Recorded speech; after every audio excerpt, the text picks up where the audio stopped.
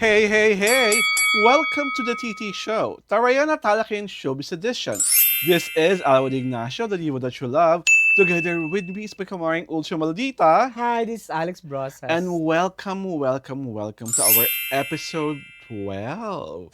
At Mare, ngayon nasa episode 12 na tayo, ang ating kauna-unahang topic ay sabi mo nga, ang pinaka-phenomenal na love team sa kasalukuyan si JM Ibarra at Fiang Smith na meron special bonding sa isang bulkan o dalawang bulkan nga ba itong nakaraang Holy Week season. Saan ba ito, Mara? Kasi alam ko, sinulat mo ito eh. Sa Mount Pinatubo. Okay, yung isa. There was also a report which I saw online na they also went to Mount Pulag. That I cannot That I cannot confirm. Pero yung sa Mount Pinatubo, confirm Kasi yun. Nakakita ko ng mga photos kung saan magkasama sila. And natutuwa ako kasi they're so sweet. And so, they are so unbothered. They are so uninhibited. At talagang may mga portion talaga nagkakadikit-dikit ang mga piski-piski nila. Tsaka what's interesting is that they mingled with the locals. Yes. Talagang nakiband. they were one of them. Nakiband talaga sila. Parang nag-immersion. Di ba? Talagang They get to know the locals better. They experience the culture wherever they were. At saka, alam mo, lahat ng post ng photos nila sa Facebook, sa social media, iba pang social media, ay, by the thousands ang reception. Talagang ang views. Talagang they were positively raid. At nakakatuwa na this shows us the two are very athletic. Mahirap pong mag-hike. Yeah. One time during my wonder years, nakapag-hike rin po ako, pero pagoda cold wave lotion afterwards. Kami, I once worked with di ba, with a talent manager. Oh yes. Yung isang talent, yung singer Dai, nagpictorial for sponsor niyang t-shirt. Saan ginawa? Yung sa bandang Wawa. Saan yun? I yung have bandang no idea. Montalban, Rizal. Well, anyway. Diyos ko, nag-hike. Naku, alam mo, pag uwi ko, wala nang hindi na ako nakapag-hubad, hindi na nakapag-change. Eklep na dahil. Super pagoda lotion. Nakakapagod po talaga ang hiking. And it goes to show again na healthy ang lifestyle ni JM at ni Fiang. Bata pa kasi sila. They're like in their early 20s. 20s. At ang natutuwa ako doon, yung hindi sila umaarting artista. Diba? Walang ganon. Walang mga PA na marami. Walang tagapayong. Walang taga-abot ng tubig. And yung... Parang they were on their own. And enjoying the company of the locals is top-notch na ginagawa. At nakakatawa are they Gen Zs or millennials? For Gen Zs like them, na makita mo na may drive to go outside of their comfort zone. Sa panahon ngayon, di ba, nasakdal init. Yeah. Di ba? Na talagang kailangan mo talagang bago. Saka, it's a very physical thing. Kasi yes. hiking, di ba? At ang maganda doon, this kind of strenuous activity would bond them even closer. Di ba? Kasi nakakapag-alalayan kayo, nakakapagpunasan kayo ng pawis, nakakapagkwentuhan kayo while walking, nakakapagtawanan, nakakapagkulitan, at marami kayong nasi-share na mga personal revelations. Lalo na, it's a travel thing. Diba? When you travel kasi talaga with someone special, you become closer. At saka, it's a very educational endeavor. Yes. Diba? Every travel is an educational endeavor. Educational endeavor, plus the fact that na-appreciate mo lalo ang culture ng Pilipinas at ang kind of people na meron tayo that is outside of the metropolis. And you get to know each other because, yes. Diba? Kung nadapa, kung naipit, o nadulas, o diba? Parang how will you help her o how will you help him? Pero pansin ko talaga sa mga pictures, ang ganda-ganda ng braso ni JM. Oo. Parang ang sarap-sarap kurut-kurutin. Hindi mamasal, pero diba, firm. Sa katama yung forma. Oo. Diba? It doesn't, go beyond yung talagang yung OA, buff na talagang yung pumuputok na yung muscles. Hindi, tama lang sa kanya. Diba? There's just something ang swerte ni Fiang.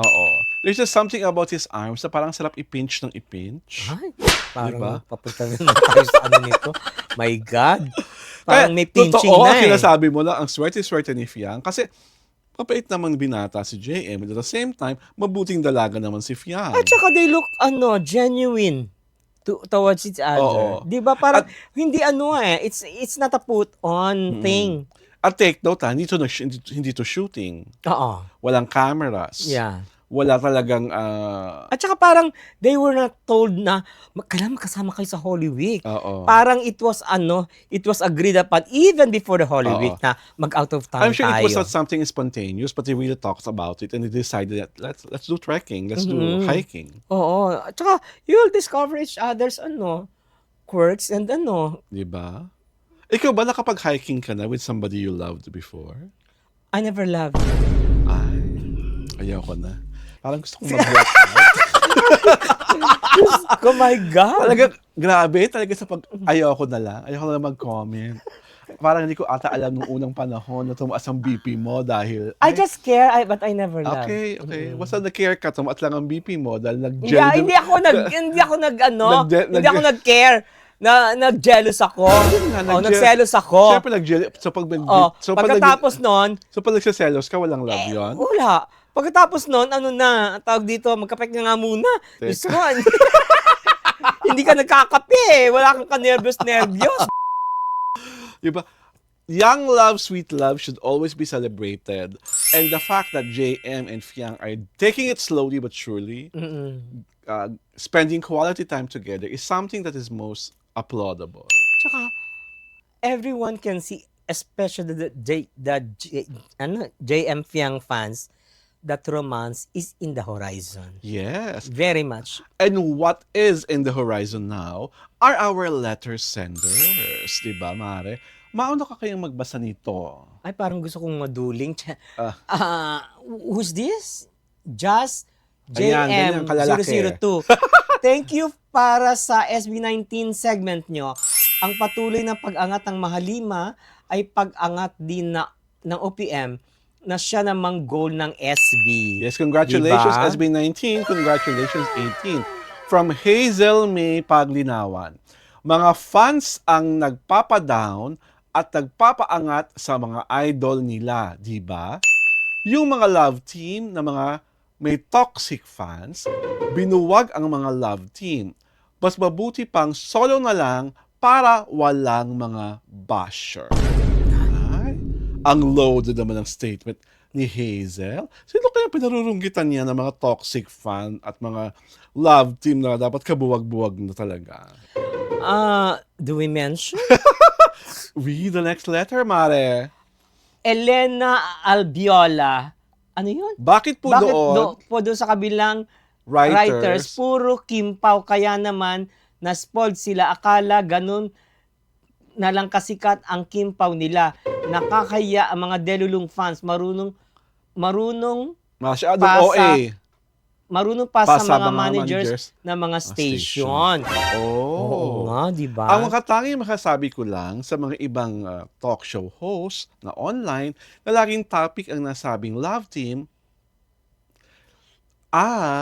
it's gotta be the money, money, money. Money, money. Oh my God. With the world thing. Forget about the price tag. Ito, price tag? Diba? Diyos ko. Magkano Ay, ang inyong mga dangal? Ay. Mga katoto sa panulat. ay. Don't tell me ginagawa niyo ito dahil sa pagmamahal niyo.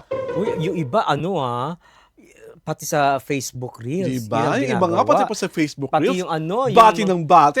At ang hihingi pa ng mga regalo na wag na lang raw mga gifts. Cash na lang.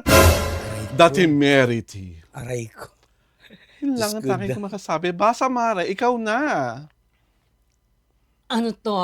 Marie Naida. Marie Naida de la Serna. Ano nun si Snooki?